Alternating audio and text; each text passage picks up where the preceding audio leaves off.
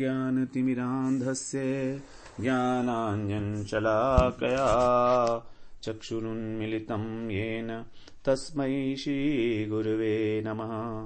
वाञ्छाकल्पतरुभ्यश्च कृपासिन्धुभ्यैव च पतितानां पावनेभ्यो वैष्णवेभ्यो नमो नमः। नमो महावदान्याय कृष्ण प्रेम प्रदायते कृष्णाय कृष्ण चैतन्य नाम्ने गौरत्विषे नमः। हे कृष्ण करुणा सिंधो दीनबंधो जगत्पते गोपेश गोपिका कांत राधा कांत नमोस्तुते। तप्त कांचन गौरांगी राधे वृंदावनेश्वरी वृषभानुसुते देवी प्रणमामि हरिप्रिये। वृन्दायै तुलसीदेव्यै प्रियायै केशवस्य च कृष्णभक्तिप्रदे देवी सत्यवत्यै नमो नमः। श्री कृष्ण चैतन्य प्रभो नित्यानंद श्री अद्वैत गदाधर शिवासादि गौरभक्त वृंद। हरे कृष्ण कृष्ण कृष्ण हरे हरे हरे राम राम राम हरे हरे। हरे कृष्णा। सर्वप्रथम मैं अपने गुरुपाद पद्म ओम विष्णुपाद अष्टोत्तर शत श्री श्रीमद् भक्तिवेदांत माधव गोस्वामी महाराज के चरण कमलों में अनंत कोटि दंडवत प्रणाम ज्ञापन करता हूं। हम लोग श्रीमद् भगवद गीता का 9वां अध्याय और 26वां श्लोक श्रवण कर रहे हैं, जिसमें भगवान अपने अनन्य भक्तों के विषय में बता रहे हैं कि किस प्रकार उनके द्वारा प्रेम से दी गई वस्तु भगवान ग्रहण करते हैं। तो वहां कह रहे हैं पत्रम पुष्पम फलम तोयम यो मे भक्त्या प्रयच्छति तदहम भक्त्या उपहृतम अश्नामि प्रियतात्मनः। तो भगवान अपने भक्तों के द्वारा ही जो वस्तु अर्पण की जाती है उसे ही अश्नामि, उसे ही खाते हैं, ग्रहण करते हैं। इसी बात में हम लोग चर्चा कर रहे थे कि जो अनन्य भक्त नहीं है, जो अभक्त हैं, उनके द्वारा जो पूजा की जाती है उसको भगवान कभी ग्रहण नहीं करते। यही बात श्रीमद् भागवत में देवर्षि नारद ने कही थी परिचेताओं से, न भजति कुमनीषाणाम स इज्या। अर्थात जो कुमनीषी हैं, कुमनीषी का मतलब यहां पर है जो पांडित्य से, धन से, कुल का अभिमान से युक्त होकर जो भगवान के अनन्य भक्तों का तिरस्कार करते हैं, वे हैं कुमनीषी। तो उनकी पूजा भगवान कभी भी ग्रहण नहीं करते। न भजती इज्या, इज्या माने पूजा, उनकी पूजा को भगवान ग्रहण नहीं करते हैं। उद्धव से भी भगवान ने यही कहा था 10वें स्कंद के अंदर 81वें अध्याय में और 3रे श्लोक में कह रहे हैं अणु अपि प्रहातम भक्तौ प्रेमणा भूरिएव मे भवेत् भुवर्पि अभक्तो प्रतम न मे तोषाय कल्पते। भक्तों के द्वारा जो अर्पित उपहार है वो अणुमात्र होने पर भी भगवान उसे प्रचुर रूप में ग्रहण करते हैं। अणु अपि उपहातम, अणु अपि थोड़ा सा भी, भक्तौ प्रेमणा, प्रेम के द्वारा जो दिया जाता है वो। लेकिन जो अभक्त हैं उनके द्वारा जो प्रदत्त किया जाता है उपहार, उससे भगवान का कभी भी संतोष विधान नहीं हो सकता। अभक्त लोग चाहे कितना ही भगवान के लिए करें, यदि भगवान के प्रति उनकी भाव नहीं है, भक्ति का भाव नहीं है, तो उनके द्वारा भगवान कुछ भी दिया गया चीज ग्रहण को नहीं करते हैं। और भक्तों के द्वारा जो होता है वो अश्नामी करते हैं, मतलब खा लेते हैं। अश्नामी का मतलब होता है खाना, केवल स्वीकार ही नहीं करते भगवान। जैसे मान लीजिए गुरुजी को जब उनका कोई शिष्य कुछ देता है सेवा में उनकी, तो गुरुजी क्या है उसे लेते हैं और रख लेते हैं। अब जब गुरुजी ने रख लिया उसको, तो हो सकता है गुरुजी उसको स्वयं ना रख के किसी और को दे दें, क्योंकि अभी तो रख लिया है ना उन्होंने, स्वयं तो लिया नहीं है। ये क्या पता स्वयं रखेंगे कि नहीं रखेंगे। लेकिन भगवान ऐसा नहीं करते। वे उस पदार्थ को आत्मसात कर जाते हैं। यहां भगवान ने अहम अष्टामी कहा, इसीलिए मैं खाता हूं। तो जब भक्त को इच्छा होती है भगवान को खिलाने की, तो भगवान को भी भूख लग जाती है। तो इस प्रकार शुद्ध भक्त के द्वारा जो दी गई वस्तु है, उसी को भगवान साक्षात रूप से प्रकट होकर खाते हैं।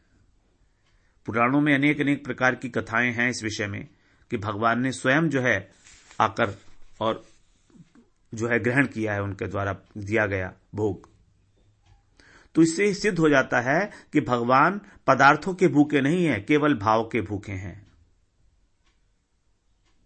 मुख्यता केवल भाव की है, प्रधानता केवल भाव की है। जो वस्तु अर्पण की जा रही है उसका महत्व नहीं है कि वो कितनी वैल्यूएबल है, कितनी कॉस्टली है, कितनी महंगी है। तो भावपूर्वक जो भगवान को अर्पण किया जा रहा है उसको वो लेते हैं, चाहे हमें दिखाई दे कि ना दे। हमें तो दिखाई नहीं देने वाला है कि हम भगवान को जो भोग लगा रहे हैं वो भगवान ले भी रहे हैं कि नहीं, लेकिन वो ले रहे हैं। भगवान भक्त के द्वारा जो भी दिया जाएगा उसको भगवान स्वीकार करते हैं। तो जिस प्रकार से एक सद शिष्य को सदगुरु की सेवा में आनंद आता है, उसी प्रकार भक्त को भगवान की सेवा में आनंद आता है। वो यही सोचता है कि देखो तो भगवान ने मुझ जैसे जीव पे कृपा करके मुझे ये अवसर दिया कि मैं कुछ सेवा कर सकूं उनकी। भगवान ने मुझे एक अवसर दिया कि मैं उनकी सेवा कर पाऊं। तो इस ये कृपा है भगवान की कि उन्होंने मुझे अवसर दिया। ऐसे कितने ही लोग हैं जिन्हें अवसर ही नहीं होता भगवान की सेवा करने का, भगवान की, गुरु की, वैष्णवों की सेवा करने का अवसर ही नहीं होता। ऐसे कितने ही लोग हैं। तो वो इस कृपा को याद कर करके, सोच सोच के विभोर होता रहता है, न्यौछावर होता रहता है वो कि मैं कितना सौभाग्यशाली हूं। तो भगवान की, गुरु की सेवा करने का अवसर मिलना, यही हमारे लिए एक बहुत बड़ा सौभाग्य है। तो वास्तव में सौभाग्य क्यों हो रहा है ये हमारा? क्योंकि उसी से हमारे हृदय के अंदर जो है शुद्धि क्रमशः धीरे धीरे आएगी। चाहे भगवान हमको खाते हुए दिखे या ना दिखें, तो भी हमें करना चाहिए, तो भी, क्योंकि ये तो बहुत ही रेयर है। बहुत भगवान के जो अपने निज जन हैं, जो बिल्कुल शुद्ध अवस्था तक पहुंच गए हैं, परम भागवत हैं, वही इस प्रकार से भगवान का दर्शन कर सकते हैं। लेकिन हमें तो भी सब कुछ अर्पण करके ही खाना चाहिए भगवान को। यदि कहीं पर सुविधा नहीं है भगवान को नियम पूर्वक, विधि विधान पूर्वक अर्पण करने की, तो मन ही मन अर्पण करो, मन ही मन अर्पण करो। प्रसाद को पाते हुए भगवान का नाम लेना, उनकी याद रखना, तो वो प्रसाद ही वो अमृत बन जाएगा, क्योंकि भगवान का नाम संयुक्त हो गया उसके साथ। क्योंकि भगवान तो भावग्राही है ना। भगवान हमारे भाव को देख रहे हैं कि ये मेरे प्रति कितना भाव रखता है, मुझसे कितना अपनापन है इसका। भगवान है कौन? भावग्राही जनार्दन। इसके विषय में एक आया है, श्लोक आया है, व्याधस्याचरणम ध्रुवस्य च वयो विद्या गजेन्द्रस्य का कुब्जाया किमु नाम रूपमधिकम किम तत्सुदाम्नो धनम वंशम को विदुरस्य यादवपतेर उग्रस्य किम पौरुषम भक्त्या तुष्यति केवलम न च गुणैर् भक्ति प्रियो माधव। भक्ति प्रियो माधव, भगवान को भक्ति ही प्रिय है, माधव को भक्ति ही प्रिय है। कह रहे व्याधस्य आचरणम। व्याध का क्या आचरण था? व्याध एक शिकारी था, तो वो पक्षियों को बहुत तड़पा कर मारता था उनको। तो उसके ऊपर नारद जी की कृपा हुई थी। तो उसका क्या आचरण था? क्रूर था, लेकिन भगवान की कृपा हुई उस पर। ध्रुवस्य च वयो, और ध्रुव जी की कितनी अवस्था थी जो भगवत प्राप्ति की? 5 वर्ष, केवल 5 वर्ष, और 5 महीने तपस्या करके ध्रुव जी ने अपने गुरु के द्वारा, नारद जी के द्वारा जो मंत्र दिया गया था उसके द्वारा भगवत प्राप्ति की। ध्रुवस्य किम च वयो विद्या गजेंद्रस्य क्या, और जो गजेंद्र हाथी है, हाथी को तो मूढ़ कहा जाता है ना, मूढ़ प्राणी है वो, तो उसकी क्या विद्या थी, कितना विद्वान, कितना पढ़ा लिखा था वो, उस पर भी भगवान ने किया कृपा की। कुब्जाया किमुनाम रूपम अधिकम, और कुब्जा जो थी, जो मथुरा में कंस को चंदन अर्पण करती थी ले जाकर, कुब्जा के ऊपर भगवान ने कृपा की थी। किमु नाम, उसका नाम ही क्या था? कुबड़ी। कुबड़ी कोई अच्छा नाम है, कुब्जा। और रूपम अधिकम, क्या रूप था उसका? कुबड़ी थी, लेकिन भगवान ने कृपा की। किम तत् सुदामनो धनम, और सुदामा, जो सुदामा जी थे उनके पास क्या कोई धन था? बहुत कुछ भी नहीं था, गरीब थे।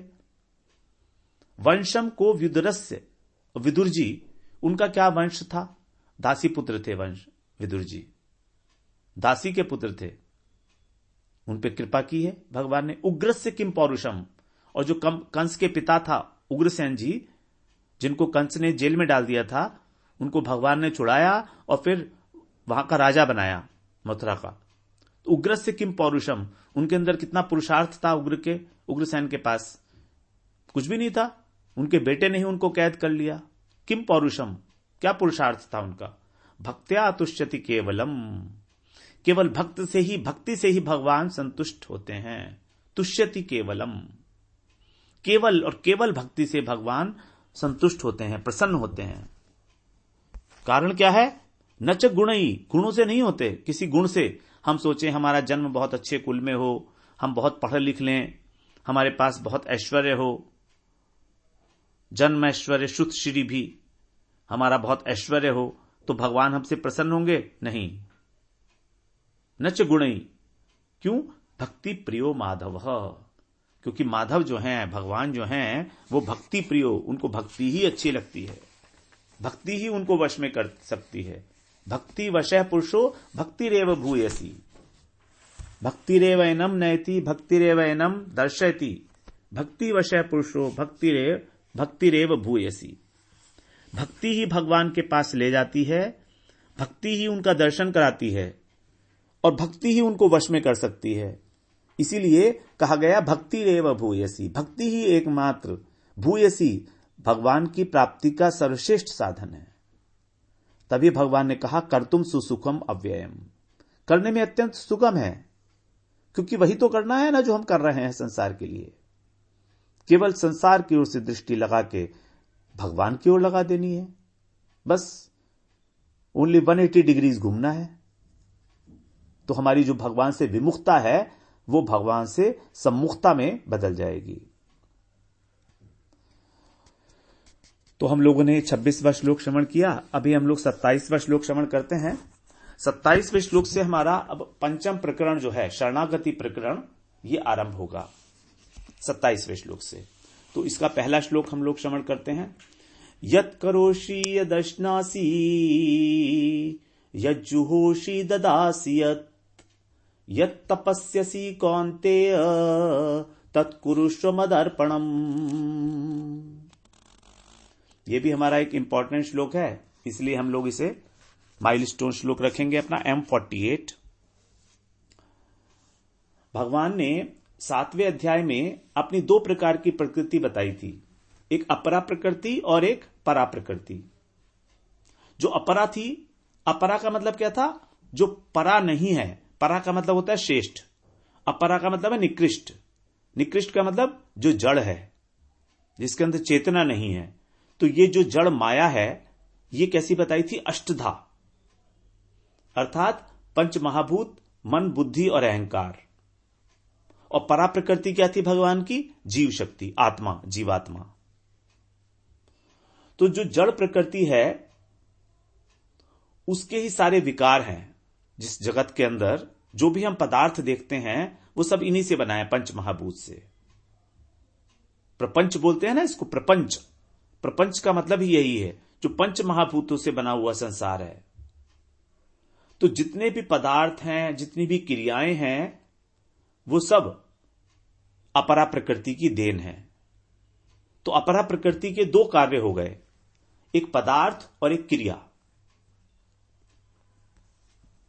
अभी हम इस श्लोक की भूमिका की बात कर रहे हैं, अभी हम इस श्लोक पर नहीं पहुंचे, अनुवाद नहीं किया हमने अभी इसका। इस श्लोक को कहने का क्या कारण है, हम लोग उसकी चर्चा कर रहे हैं, अभी इसकी भूमिका बना रहे हैं इस श्लोक की। तो अपरा प्रकृति के कार्य हैं दो, एक पदार्थ और एक क्रिया। तो परा प्रकृति जो है अर्थात जीवात्मा, जब इन दोनों कार्यों में फंस जाता है, जीवात्मा प्रकृति के द्वारा, माया के द्वारा बंधन में आता है। अब माया के द्वारा बंधन में आता है तो माया के तीन गुण तो हैं, वो तो चलो ठीक है, तीनों गुण उसको बांधते हैं, लेकिन किसके द्वारा बांधते हैं? जो प्रकृति के दो विकार हैं, दो क्रियाएं हैं, दो कार्य हैं। वो कार्य क्या है प्रकृति के? पदार्थ और क्रिया। तो हम पदार्थ और क्रिया में ही फंसे रह जाते हैं। हम पदार्थों को भोगना चाहते हैं और भोक्ता बन जाते हैं, क्रियाओं को करना चाहते हैं और कर्ता बन जाते हैं। जो भी हमारे अंदर चेष्टा हो रही है वो है क्रिया।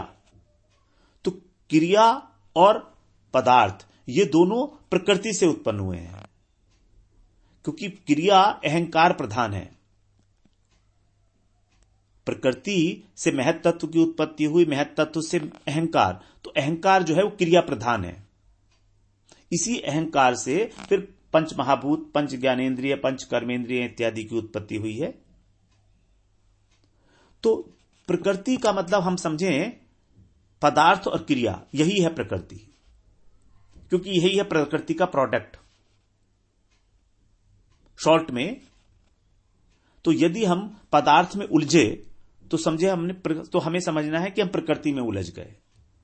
यदि हम क्रिया में उलझे तो भी समझे कि हम प्रकृति में उलझ गए। अब पदार्थ और क्रिया में उलझना ही है हमारा प्रकृति के अंदर स्थिति। मनः षष्ठानि इंद्रियाणि प्रकृति स्थानी कर्षति। हमारा मन और पांचों इंद्रियां, ज्ञानेन्द्रियां प्रकृति स्थानी कर्षति, प्रकृति के अंदर स्थित होकर प्रकृति के प्रति आकर्षित हो जाता है हमारा मन इंद्रियों के सहित। मतलब क्या हुआ? प्रकृति के प्रति आश्रित होने का मतलब क्या है? प्रकृति के प्रति आकृष्ट होने का मतलब है पदार्थ और क्रिया, इन दोनों के प्रति आकर्षण। तो जब पदार्थ के प्रति आकर्षण होता है तो भोगने की इच्छा पैदा हो जाती है, तो हम भोक्ता बन जाते हैं। और जब क्रिया के प्रति आकर्षण होता है, कर्म के प्रति आसक्ति होती है, तो हम कर्ता बन जाते हैं कि ये काम मैंने किया। तो वास्तव में पदार्थ और क्रिया प्रकृति के कार्य थे। उन कार्यों के अंदर, प्रकृति के कार्यों के अंदर हम फंस गए और स्वयं को कर्ता और भोक्ता मानने लगे। यदि प्रकृति नहीं होती तो हम थोड़ी ना फंसते उसमें। तो ये दोनों उत्पत्ति जो हुई है पदार्थ की और क्रिया की, प्रकृति ने जो उत्पत्ति की है, ये की ही इसलिए है कि हम अज्ञान में होने के कारण उसमें फंस जाएंगे। लेकिन इन्हीं दोनों के द्वारा हम प्रकृति से ऊपर भी उठ सकते हैं। यही है योग है कर्मसु कौशलम। किस प्रकार से हम जिन चीजों के अंदर फंसे हैं उन्हीं चीजों का आश्रय लेकर और उनसे ऊपर उठ जाएं। यही तो हुई खास बात। भक्त यही करता है। भक्त बहुत स्मार्ट होता है, बहुत समझदार होता है। वो उसको मालूम है कि किस प्रकार से इनसे ऊपर उठना है। तो आए तो थे ये दोनों हमें फंसाने, और हम फंस भी गए अपने अज्ञान के कारण। तो इसी को बोलते हैं हम लोग कि हमने प्रकृति के साथ अपना तादात्म्य कर रखा है। यही सब कुछ है। जब तक मेरे पास पदार्थों का संग्रह है तब तक मेरा अस्तित्व है। जब तक मैं कुछ करने में सक्षम हूं तब तक मेरा अस्तित्व है। तो कर्तापन और भोक्तापन, ये हमारा जो मिथ्या अभिमान है, इस प्रकार का, यही हमको हमारे अस्तित्व के होने का झूठ मूठ परिचय देता है।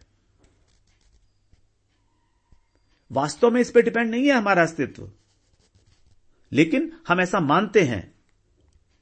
यह हमारी मिथ्या धारणा है। जबकि भगवान स्पष्ट कह रहे हैं कि एकमात्र भोक्ता भगवान है, एकमात्र स्वामी, एकमात्र मुख्य कर्ता भगवान है। अहम ही सर्वज्ञानाम भोक्ता च प्रभुरेव च, 24वें श्लोक में श्रवण कराए हम लोग पीछे अभी। तो जो हमारा जड़ प्रकृति के साथ माना हुआ ये आइडेंटिफिकेशन है, ये पहचान है हमारी, जो तादात्म्य है हमारा, तादात्म्य का मतलब होता है पहचान, आइडेंटिटी। हम अपने को यही मानते हैं बस कि हम बस इतने ही हैं, कि हमारे पास ये वस्तु है और हम ये काम करते हैं। यदि हमारे पास वस्तु नहीं है और हम कोई काम नहीं करते हैं तो हम मानते हैं कि हमारा होना ना होना ही बराबर हो गया। ये संसार की रीति यही है। लेकिन यहां पर हम एक बहुत बड़ी मिस्टेक, बहुत बड़ी गलती कर रहे हैं। भगवान की बातों की अवज्ञा। भगवान कह रहे हैं मैं हूं भाई भोक्ता तो, और कर्ता भी तो मैं हूं। तुम लोग मेरी शरण में आ जाओ, तब ये तुमको जो एक कर्ता भोक्तापन, अभिमान है, ममता, अहंता है, ये सब परेशान नहीं करेगा। ये सब माया के विकार हैं। मामेव ये प्रपद्यन्ते माया में ताम तरन्ति ते। तो तब तक तुम्हें फंसे रहना पड़ेगा जब तक तुम इस बात को नहीं स्वीकार करते दृढ़तापूर्वक। तो प्रकारांतर से भगवान इससे पहले वाले श्लोक में और 27वें इस श्लोक में यही बात हमें याद दिला रहे हैं। कैसे याद दिला रहे हैं? 26वें श्लोक में भगवान ने कहा कि तुम साधारण से साधारण वस्तु को भी मुझे प्रेम पूर्वक अर्पण करो। यह मत सोचो कि ये कितनी महंगी है, कितनी सस्ती है।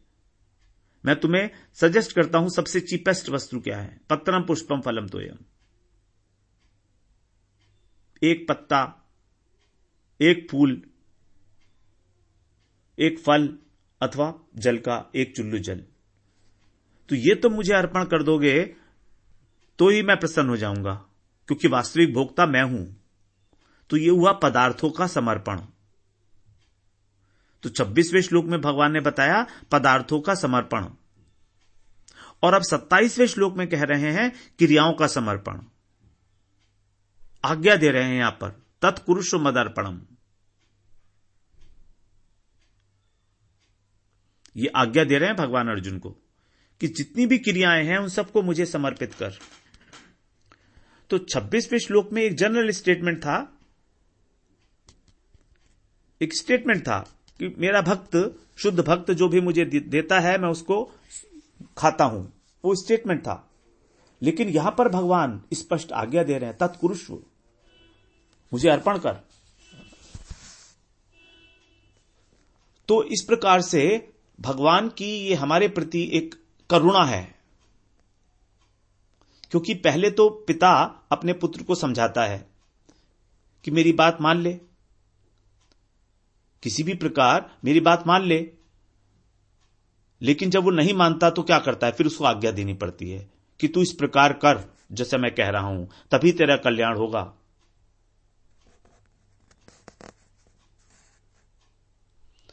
तो यहां पर भगवान इस श्लोक से आज्ञा देते हुए कह रहे हैं, इसीलिए हम लोगों ने इसको यहां से ही रखा शरणागति प्रकरण।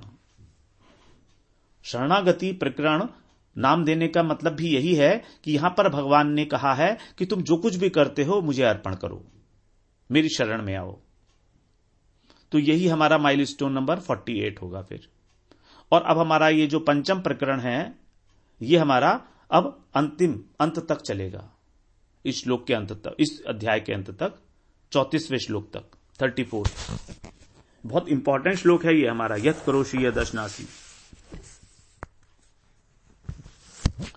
तो ये हम लोगों ने श्रवण किया कि किस प्रकार से पदार्थ और क्रियाओं का भगवान के प्रति समर्पण करना हमको, हमारे अंतःकरण को शुद्ध करता है और हमारी भक्ति को पुष्ट करता है। साथ साथ भगवान के प्रति हमारा प्रेम भाव बढ़ाता है, क्योंकि प्रेम भाव तभी बढ़ता है जब हम कुछ भगवान को अर्पण करेंगे।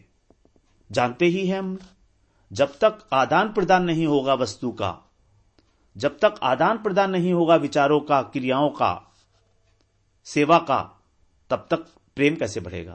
तो हम कुछ भगवान के लिए करेंगे और कुछ हमारे लिए वो करेंगे।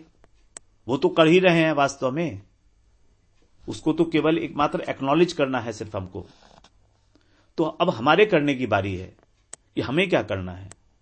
तो यहां पर भगवान कह रहे हैं, यत करोषि यदश्नासी यज्जुहोषि ददासी यत यत तपस्यसी कौन्तेय तत्कुरुष्व मद अर्पणम। कि जो कुछ भी तू करता है, यत करोषि, यत माने जो कुछ भी, एनीथिंग, एनीथिंग एंड एवरीथिंग, यत करोषि यदश्नासी, अश्नासी माने भोजन करना, खाना, जो कुछ भी भोजन करता है। यज्जुहोषि, जुहोषि का मतलब होता है यज्ञ करना। तो जो कुछ भी यज्ञ करता है, अनेक अनेक प्रकार के यज्ञ हैं, हम लोग बहुत श्रवण कराए हैं। चौथे अध्याय में 12 प्रधान यज्ञों की बात की भगवान ने, और इसके अतिरिक्त भी वेदों के अंदर अनेक प्रकार के यज्ञ भरे पड़े हैं। तो भगवान कह रहे हैं, जो कुछ भी तू यज्ञ करता है, कर्तव्य कर्म भी एक प्रकार का यज्ञ है, और जो कुछ भी दान देता है, ददासी यत, फिर आगे यत तपस्यसी, जो कुछ भी तप करता है, तत्कुरुष्व मद अर्पणम, इन सबको मेरे अर्पण कर। जो कुछ भी तू करता है, मतलब अपने लिए तो तू कुछ कर ही मत, सब मुझे मेरे लिए कर, मेरी प्रसन्नता का ही विधान कर हर एक प्रकार से। तो भगवान ने 7वें अध्याय के 16वें श्लोक में 4 प्रकार के भक्तों की चर्चा की थी। वो थे प्रधानीभूता भक्त, आर्त जिज्ञासु, अर्थार्थी और ज्ञानी। तो प्रधानीभूता भक्ति के अंदर क्या होता है, भक्ति की प्रधानता होती है, और कर्म और ज्ञान जो है वो कम मात्रा में होते हैं, अल्प मात्रा में होते हैं। तो इसमें आर्त जिज्ञासु और अर्थार्थी, ये कर्म मिश्रा प्रधानीभूता भक्त थे। अर्थात ये केवल भगवान की भक्ति करेंगे, लेकिन इनमें कुछ ना कुछ कामना है। लेकिन जो ज्ञान मिश्रा प्रधानीभूता हैं, ज्ञानी भक्त हैं, उनमें कामना नहीं होती, वे निष्काम होते हैं। जैसे अम्बरीश महाराज हैं, चतुसन इत्यादि हैं। तो अब अर्जुन यदि ये कहें कि मैं आपकी अब किस प्रकार की भक्ति करूं,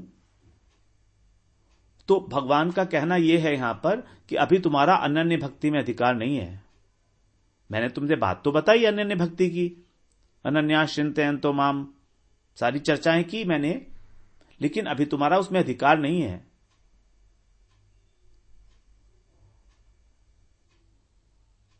तो क्या करना है तुम्हें? तो ये जो सकाम और जो सबसे निकृष्ट है गुणीभूता भक्ति, उसमें भी तुम्हारा अधिकार नहीं है। कर्म प्रधान गुणीभूता, उसमें भी तुम्हारा अधिकार नहीं है, क्योंकि वास्तव में उसको तो भक्ति ही नहीं कहा जाता। उसमें तो केवल अपनी कामनाओं की पूर्ति करने के लिए ही भक्ति की जा रही है, तो वो तो बिल्कुल ही भक्ति नहीं है, उसमें भी तुम्हारा अधिकार नहीं है। तो कह रहे हैं कि वर्तमान स्थिति को देखते हुए, तुम्हारी जो पोजीशन है उसको देखते हुए कह रहे हैं भगवान कि अब तुमको इस प्रकार से भक्ति करनी है, यत करोषि यदश्नासी, जो कुछ भी कहा, जो कुछ भी किया, वो सब कुछ मुझे समर्पण, श्री कृष्णाय समर्पणमस्तु। और हमारी भी लगभग वही स्थिति है जो अर्जुन की है। ना तो हम अनन्य भक्त हैं और ना हम निकृष्ट हैं। हां, भक्ति जरूर कर रहे हैं, लेकिन इच्छाएं कामनाएं भी हैं।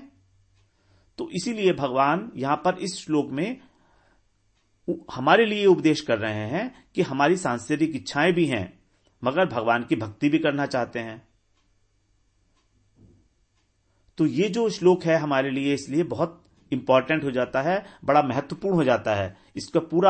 इसका इंप्लीकेशन समझने हमको कि एक एक शब्द से भगवान हमसे क्या क्या एक्सपेक्ट कर रहे हैं और हमें कैसे डायरेक्शंस दे रहे हैं करने के लिए। तो हम लोग उसको फिर अगली बार श्रवण करेंगे। वांछा